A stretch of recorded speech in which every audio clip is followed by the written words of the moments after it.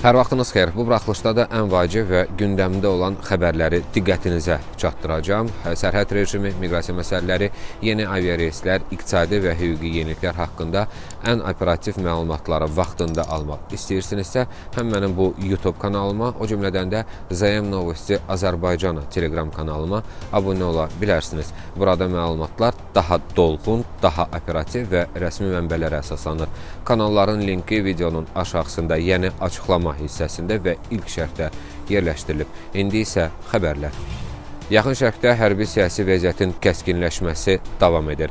Fars Körfəzi regionunda bir sıra ölkələrin hava məkanının bağlanması davam edən hərbi eskalasiya fonunda minlərlə insanın təhlükəsizliyi üçün ciddi risklər yaradıbdır. Bu şəraitdə Azərbaycan yalnız öz vətəndaşlarına deyil, həm də bir sıra digər dövlətlərin, o cümlədən də Rusiya vətəndaşlarına humanitar dəstək göstərir. Onların gərginlik zonasından təhlükəsiz şəkildə çıxmasına kömək edir. Bundan əlavə ilkin məlumatlara görə Azərbaycan vətəndaşlarından təxminən 100 nəfər 5 ölkədən Birləşmiş Ərəb Əmirlikləri, Səudiyyə Ərəbistanı, Qətər, Bəhreyn və Küveytdən təxliyə olunmaq üçün müraciət edibdir və Nazirlər Kabineti yanında fəaliyyət göstərən operativ qərargahın göstərişinə əsasən isə İrandan quru yolu ilə Azərbaycana artıq təxminən 300 nəfər vətəndaş gəlib. Ümumilikdə isə fevralın 28-i səhər saat 8-dən etibarən İrandan 2000-dən çox insan təxliyə olunub. Onların arasında 30-dan artıq ölkənin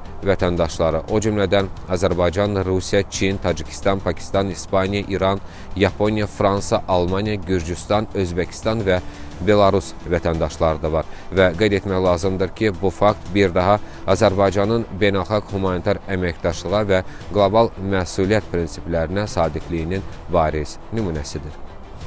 Xarici vətəndaşların Rusiyada iş icazəsi, patent, müvəqqəti yaşamaq icazəsi və ya yaşayış icazəsi, yəni VNJ almaq üçün tibbi müayinədən keçmə müddəti üçün vahid vaxt müəyyən edilə bilər. Belə ki, bu müddətin Rusiyaya daxil olduqları gündən etibarən 30 təqvim günü ərzində olması təklif olunur. Bu barədə Dövlət Dumasında xarici vətəndaşların tibbi müayinə sisteminin təkmilləşdirilməsi ilə bağlı 3 qanun layihəsinin birinci oxunuşu zamanı məlumat verilibdir. Bildirilir ki, təhlükəli xəstəliklərə yoluxmuş və ya narkotik vasitələrdən istifadə edən xarici vətəndaşların operativ şəkildə Rusiyadan çıxarılmasını təmin etmək məqsədi ilə tibb müəssisələri bu barədə Daxili İşlər Nazirliyini və Rospotrebnazoru məlumatlandırmalı olacaq. Stat: biz bu müddəti 90 gündən 30 günə, yəni 3 dəfə azaldırıq. Belə ki, Rusiya Federasiyasının ərazisində 3 aydan artıq müddətə gələn və əmək fəaliyyəti ilə məşğul olmaq istəyən xarici vətəndaş tibbi müayinədən məhz bu müddət ərzində keçməli olacaq. Tibbi müayinə yalnız regionlarda siyasi təsdiqlənəcək səlahiyyətli təşkilatlarda aparılacaq və həmin təşkilatlar üzərində əlavə nəzarət həyata keçiriləcək. Bu nəzarət hazırda Rozdravnadzor tərəfindən təmin edilməlidir. Statın sonu. Bundan əlavə ətrafdakılar üçün təhlükə yaradan xəstəliklərin olmaması barədə saxta tibbi arayışların hazırlanması və dövriyyəsi üçün cinayət məsuliyyəti də tətbiq ediləcək və təklif olunur ki, tətbiq olunsun və daha bir stat. Bu cinayəti törədən şəxslər 3 milyon rubləədək cərimə və 8 ilədək azadlıqdan məhrum etmə cəzası gözləyir. Statın sonu. Mövzunun davamı olaraq xatırladım ki, xarici vətəndaşın xüsusilə təhlükəli yoluxucu xəstəliklər və VIC infeksiyasına yoluxmaması Rusiyaya uzunmüddətli giriş üçün əsas şərtlərdən biridir. Məcburi tibbi müayinə tələbi ölkədə uzun müddət qalan bütün xarici vətəndaşlara səfərin məqsədindən asılı olmayaraq şamil edilir. Belə ki, hazırda tibbi müayinənin nəticələri aşağıdakı müddətlər ərzində təqdim olunmalıdır. Səfərin məqsədi əmək fəaliyyəti olduqda 30 təqvim günü ərzində, digər məqsədlərlə səfər edildikdə 90 təqvim günü ərzində. Qeyd edim ki, bu müddətin hesablanması xarici vətəndaşın Rusiyaya daxil olduğu gündən başlayır. Vacib məqamlardan biri də odur ki, səfərin məqsədi turizm olduqda və xarici vətəndaşın Rusiyada qalma müddəti 3 aydan artıq olmadıqda tibbi müayinədən keçmək tələb olunmur. Eyni zamanda qeyd edim ki, tibbi müayinədən keçdiyini təsdiq edən sənədlər xarici vətəndaşlar tərəfindən Rusiya Daxili İşlər Nazirliyinin ərazi orqanına təqdim olunmalıdır. Azərbaycanın iqtisadi qurumlarından İrandakı müharibənin ölkə iqtisadiyyatına təsir etməli ilə bağlı artıq reaksiyalar var. Belə ki, Azərbaycanın Mərkəzi Bankı elan edib ki, yaxın şərqdə baş verənlər, yəni İrandakı müharibə və onun gətirdiyi dəyişikliklər Azərbaycandakı iqtisadi vəziyyətə ciddi təhlükə yaratmır. Qurumdan bildirilib ki, Mərkəzi Bank dünyada baş verən prosesləri və onların qlobal enerji bazarlarına da, qiymətlərə də təsirini davamlı izləyir. Xatırladım ki, son günlər dünya bazarında qiymətlərin 20%-dən artıq artması baş verib. Mərkəzi Bank eyni zamanda İran hadisələrinin yarada biləcəyi qiymət artımlarına, xüsusilə də ölkəyə xaricdən gətirilən ərzaq qiymətlərinə mümkün təsirinə də toxunubdur və bildirilir ki, dünyada enerji qiymətləri artdıqca enerji idxalçısı olan ölkələrdə istehsal xərcləri də artır və bu da qiymət artımına səbəb ola bilər. Amma dünyada paralel olaraq dollar da bahalaşdığına görə malların bahalaşmasının Azərbaycana təsiri daha az olacaq. Statın sonu. Xatırladım ki, Azərbaycanda valyuta sabitliyinin, manatın dollara qarşı məzənnəsinin əsas amili cəri əməliyyatlar balansının profitli olmasıdır və bu sayədə hələlik proqnozlara görə təhlükə yoxdur. Ölkənin maliyyə sektorunun İrandakı müharibə və onunla bağlı yaranan vəziyyətə hazırlandığına gəlincə isə Mərkəzi Bank bildirir ki, hazırda maliyyə sektoru stabildir və stabil fəaliyyət göstərir. Rusiya pasportunu 5 ildən az müddət əvvəl əldə etmiş vətəndaşlar uşaqlar üçün vahid müavinət almaq hüququna malik olmayacaqlar. Belə ki, uşaqlara görə ödəniş hüququ artıq yalnız Rusiya vətəndaşlığının mövcudluğundan deyil, həm də şəxsin bu statusda ölkədə ən azı 5 il yaşayıb yaşamamasından asılı olacaq. Bu barədə Dövlət Dumasının komitə üzvlərindən biri məlumat veribdir və qeyd olunub ki, bu qərarın məqsədi vətəndaşlığı yeni əldə edən və dərhal vahid müavinət üçün müraciət edən şəxslər üçün mövcud boşluqların aradan qaldırmaq, həmçinin dövlətlə uzunmüddətli hüquqi bağlılığı olan ailələri dəstəkləməkdir.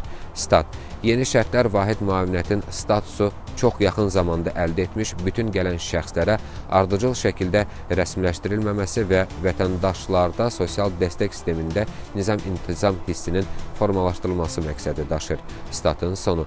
Deputatın TASS agentliyinə verdiyi açıqlamaya görə yeni qaydalar doğulduğu andan Rusiya vətəndaşı olan şəxslərə, həmyerlilərin könüllü köçürülməsi dövlət proqramının iştirakçılarına, həmçinin döyüş əməliyyatları və veteranlarına və xüsusi hərbi əməliyyat iştirakçılarına və onların ailə üzvlərinə şamil edilməyəcək. Rusiyada miqrasiya sahəsində nəzarətin gücləndirilməsi ilə bağlı müzakirələr də davam edir və rəsmi məlumatlara görə hazırda ölkə ərazisində 100 minlərlə xarici vətəndaş qanunsuz şəkildə yaşır və onların sayı təxminən 840 min nəfər civarındadır. Məlum olduğu kimi, bu şəxslərlə bağlı işlərin sistemli şəkildə aparılması məqsədi ilə xüsusi nəzarət reyestri yaradılıbdır. Həmin siyahıya Rusiyada qanunsuz yaşayan xarici vətəndaşlar daxil edilir. Bu kateqoriyaya aid şəxslər üçün artıq bir sıra məhdudiyyətlər də tətbiq olunubdur. Məsələn, onların nəqliyyat vasitələrinin idarə etməsi, ölkə ərazisində nigah bağlaması, həmçinin bank xidmətlərindən istifadə etməsi məhdudlaşdırılıbdır. Eyni zamanda miqrasiya nəzarəti çərçivəsində ölkəyə gələn xarici vətəndaşların biometrik məlumatlarının toplanması prosesi də davam etdirilir. Məlumatlara görə 10 milyona yaxın əcnəbi artıq bu prosedurdan keçibdir və rəsmi qurumlar hesab edir ki, biometrik məlumatların toplanması miqrasiya proseslərinə nəzarəti gücləndirmək və təhlükəsizlik risklərini azaltmağa kömək edir. Və ən əsası, məlumatda o da qeyd olunur ki, həyata keçirilən tədbirlər nəticəsində qanunsuz miqrasiya ilə mübarizədə müəyyən nəticələr əldə olunubdur və son dövrlərdə miqrasiya qanunvericiliyini pozduğuna görə 72 mindən çox xarici vətəndaş ölkədən çıxarılıb, yəni deportasiya edilibdir. Bundan əlavə, müxtəlif səbəblərə görə ölkəyə girişinə icazə verilməyən, yəni stop qoyulan şəxslərin sayı isə 50 min nəfərdən çoxdur. Və məlumatda o da qeyd olunur ki, bütün bu şəxslərin Rusiya sərhədinin keçməsinin qarşısı alınıb.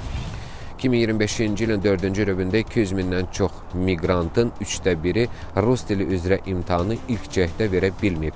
Belə ki, 2025-ci ilin oktyabr-dekabr aylarını əhatə edən 4-cü rübdə xarici vətəndaşların 35%-dən çoxu rus dili, Rusiya tarixi və qanunvericiliyinin əsasları üzrə imtahanı ilk cəhdə uğurla keçə bilməyib. Bu barədə müvafiq qurum məlumat yayıbdır və qeyd olunub ki, həmin dövrdə test imtahanında ümumilikdə 200 mindən çox insan iştirak edibdir və nəticədə imtahan verənlərin 87,9%-i tapşırıqları uğurla yerinə yetirsə də, onların bir çoxuna bunun üçün təkrar cəhdlər lazım olubdur. 2025-ci ilin 3-cü rübündə də vəziyyət oxşar olub, belə ki, imtahan verənlərin 39,5%-i ilk cəhdə sınaqdan keçə bilmir. Məlumata görə test imtahanı ölkəyə giriş məqsədindən asılı olaraq 3 səviyyədə keçirilir. Əmək patenti, müvəqqəti yaşamaq icazəsi və yaşayış icazəsi almaq istəyən şəxslər üçün. İmtahan 80-90 dəqiqə davam edir və 3 blokdan ibarətdir. Rus dili, Rusiya tarixi və qanunvericiliyin əsasları. Qeyd edilir ki, imtahan sualları hər ay yenilənir və imtahanda iştirak etmək üçün yalnız notarial qaydada tərcümə olunmuş pasport və miqrasiya kartı tələb olunur. Testdən keçə bilməyən şəxslərə əlavə cəhdlər də verilir, lakin bu cəhdlər ayrıca ödənişlidir.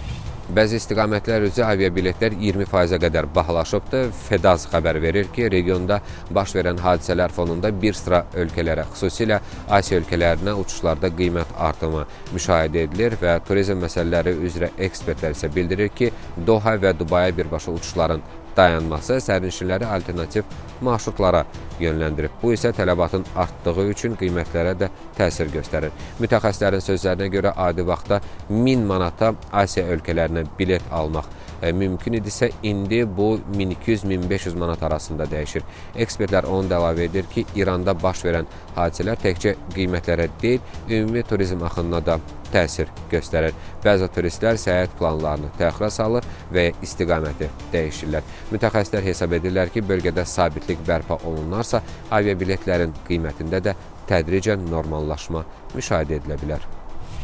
Beləliklə, bu buraxılışımızın da sonuna gəldik. Ən vacib və operativ xəbərləri ilk siz almaq istəyirsinizsə, Zaim Novosti Azərbaycanı Telegram kanalıma qoşula bilərsiniz və bu YouTube kanalına da abunə olmağı unutmayın. Linklər videonun altında və ilk şərhdə yerləşdirilib. Növbəti buraxılışda görüşənədək sağ olun, salamat qalın.